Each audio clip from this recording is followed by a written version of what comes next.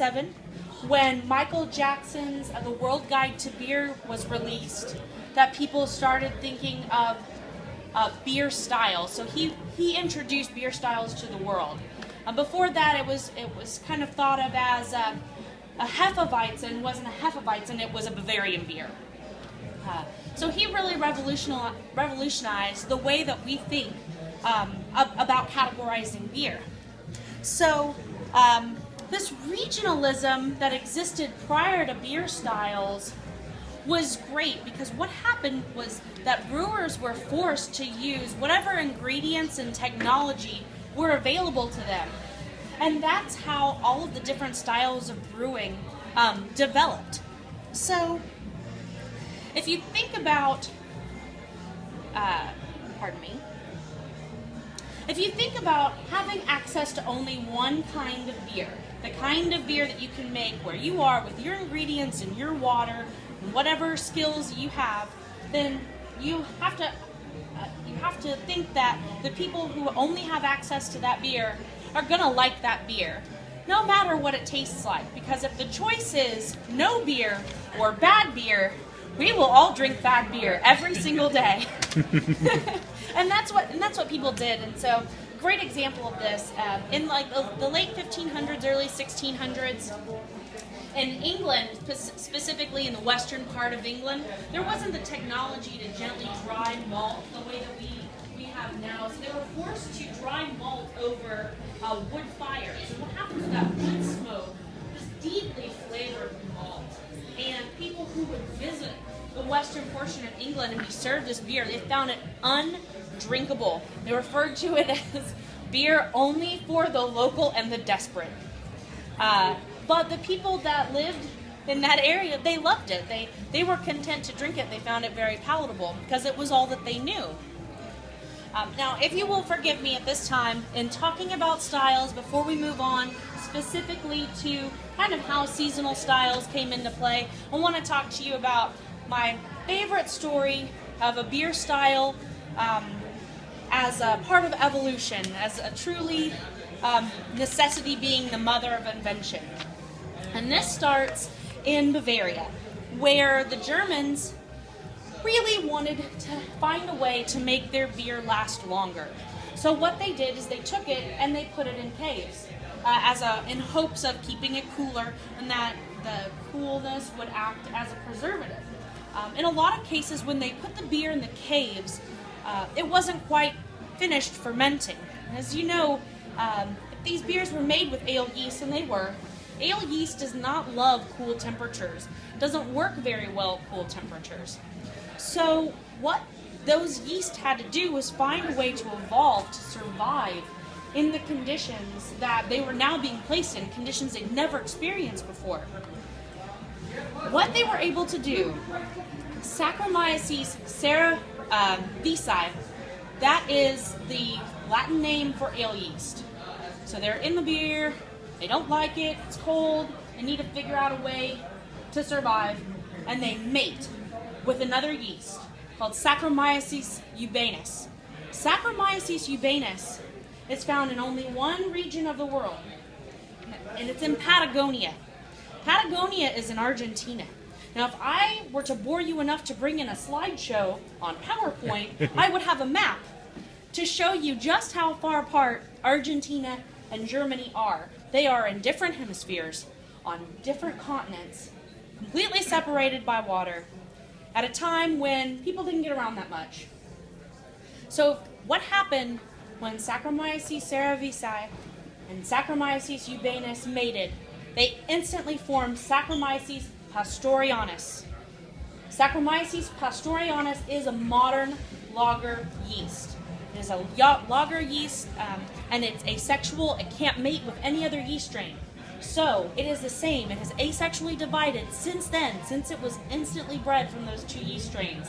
I think that is one of the coolest things that I've ever heard, because Saccharomyces pastorianus is responsible for the most popular type of beer that human history has ever known, and that's lager.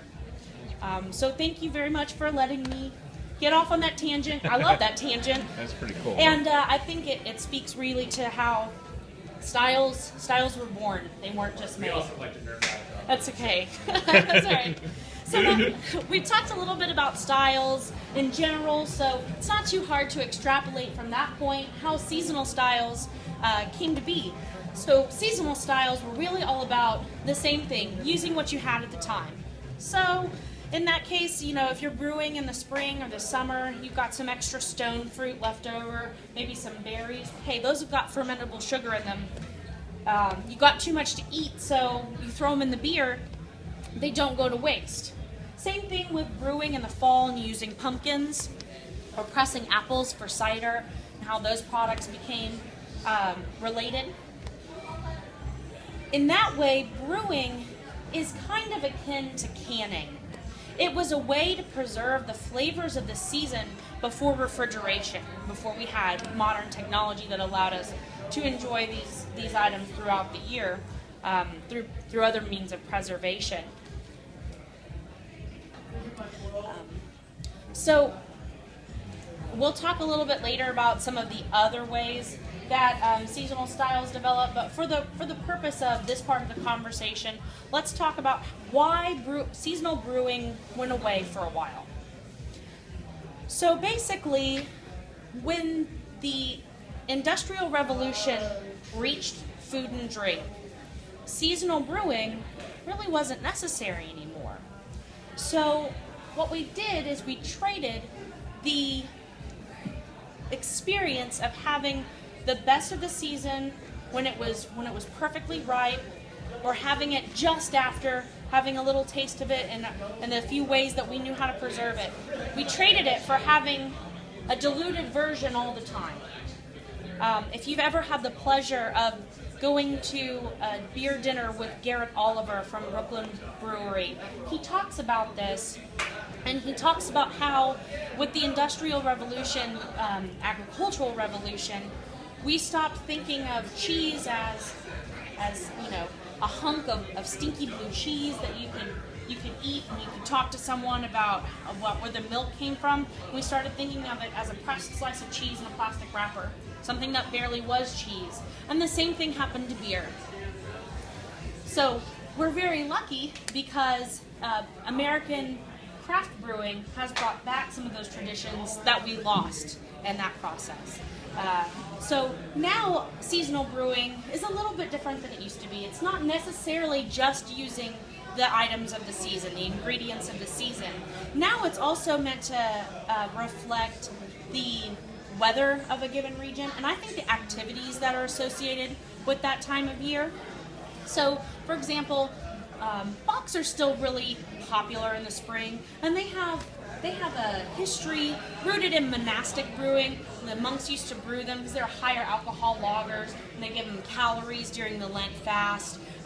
But now it's that, you're just transitioning out of the really heavy stuff for winter, transitioning out of barley wines, and bock is a great bridge from barley wine season to before you're really ready to drink those super light summer beers. So that's why bock is so popular in the spring.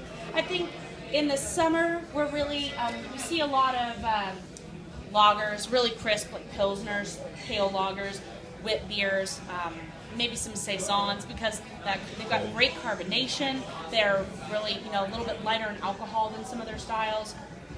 And then moving into fall and winter, I want to talk about one other category of seasonal brewing that I haven't touched on yet, which is seasonal beers that are made in celebration of something. The most famous example is probably Oktoberfest beers. Is everyone here familiar with the story of Oktoberfest and how Oktoberfest beers kind of came into being? No? Okay, I'll give you the super short version. So basically in 1810, in Bavaria, there was a royal wedding. It was actually Crown Prince Ludwig married Princess Therese Saxenberg Hildebard. I can read it for you, but it was Princess Teresa. And for the wedding, they brewed the first Märzen. And they had a huge party in a field, and it lasted for weeks, and they were like, this is rad. we are definitely going to do this again. So they did every year. And it got bigger and bigger, but they brewed Meritzen for it the whole time. So Meritzen is really, it's a celebration of that wedding, and now it's so closely associated with the fall that it is the quintessential fall seasonal.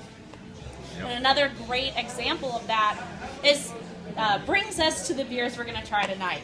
The other really popular celebration beer to brew is winter beer that's associated with not only Christian holidays like Christmas, but also the pagan festivals, Yule, winter solstice.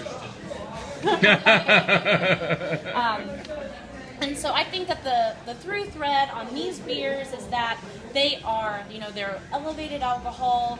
They are meant to evoke a warming feeling, and for me, they really, every time I have these beers, I think of family, and I think of friends, and I think of being at the holiday table. A lot of these beers go so well with the foods that are popularly associated with this season. I think that they're an integral part. I couldn't do without them.